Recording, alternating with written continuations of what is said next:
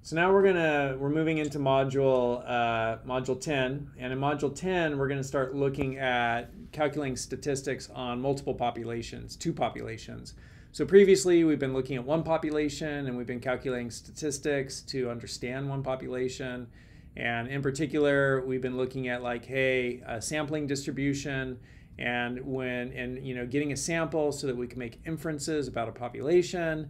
And then we have like, how do we do that when the population standard deviation is known, and how do we do that when the population standard deviation is unknown? So that's what we've been looking at, and now we're going to look at doing some of this stuff with two populations. And so what would that look like, two populations? Well, maybe you have a business and the business has multiple stores. And so here's an example of home style furniture. It's a business, it has two stores. One is in the inner city, one's in the suburban area. And maybe they want to understand, like, why is there a difference in the shopping behaviors of customers at each location? Is the difference in age, right? Is there a difference in age between these two stores, the customers who come to these two stores? What's the difference between these two populations, these two groups of customers, these two populations of customers? What's the difference between their ages? Of the customers that are coming to one store and the customers that are coming to the other store. So what's the difference in the mean age of the customers? And so we can make inferences about the differences between two population means. That's what it says up here. And we're going to do that in this first part when the population standard deviation is known for each population. So again, if you reference our notation, right here, the sigma is the standard deviation for the population. So we're looking for the population standard deviation for each of the populations, population 1 and 2, is known. And we want to do this with a 95% confidence interval. And so to do this, we're going to use this formula here. And this will give us our interval estimate. And we'll take the difference. We'll get a sample. We'll get a sample of the ages from population 1. And we'll get a sample of the ages of population 2. And again, looking at our notation, x bar is the sample mean. And then we're going to do an interval estimate, right? Based upon this difference between the populations, how much can we say the difference is like this way and that way, right? Like how confident can we be? 95% confidence. Can we say like, hey, the difference between the interval estimate, right, for their ages, the difference in their ages is between this range. And so this is the formula that we use. And again, population standard deviation is known, so we're using population standard deviation here. And this will be our sample size. Lowercase n is the notation for sample size. And then we'll use our z-table with alpha over 2. So with a 95% confidence level, if you just come back here and review this vocabulary, we're going to have our interval estimate, our confidence interval, so the range of values. Our confidence level, confidence coefficient, it's going to be like 95%. And our level of significance will be the alpha. So if we're at 95% confidence, the alpha is going to be 0.05.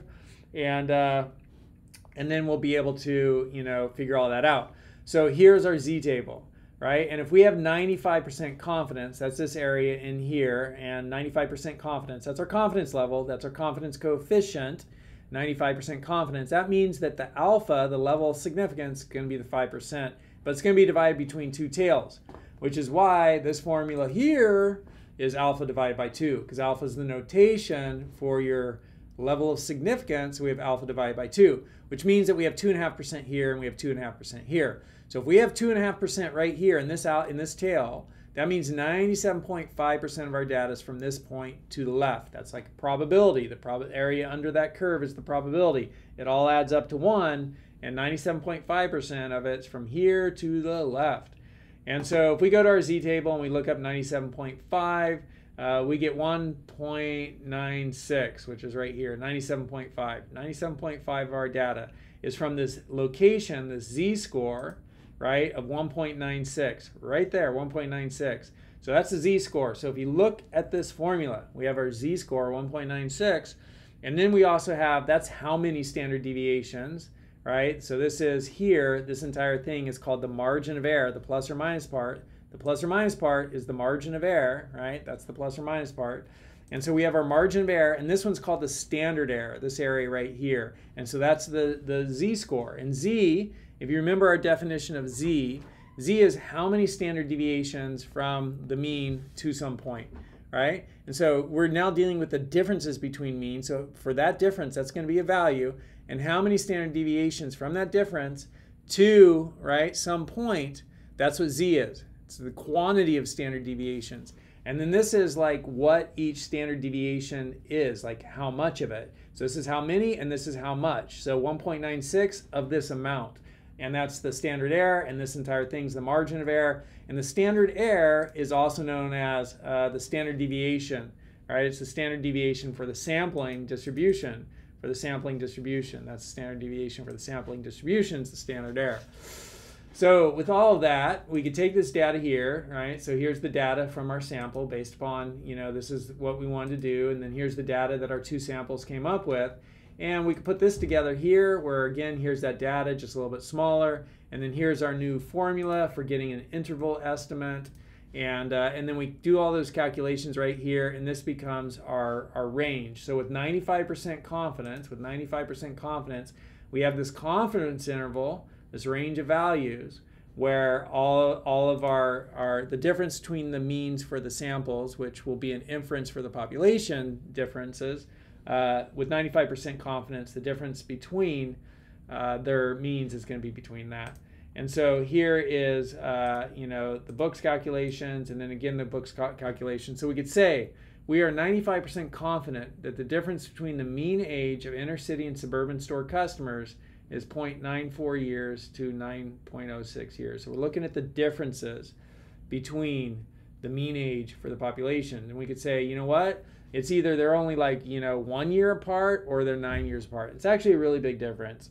So I don't know what that tells you, but that's how you do the problem. And this gives you a little bit of a description of it, and it kind of shows you that the difference between the sample means is a point estimator for the actual difference between the population means. Okay, so that's the first part. I hope that made sense. If not, hit rewind and watch it again. See you in the next video.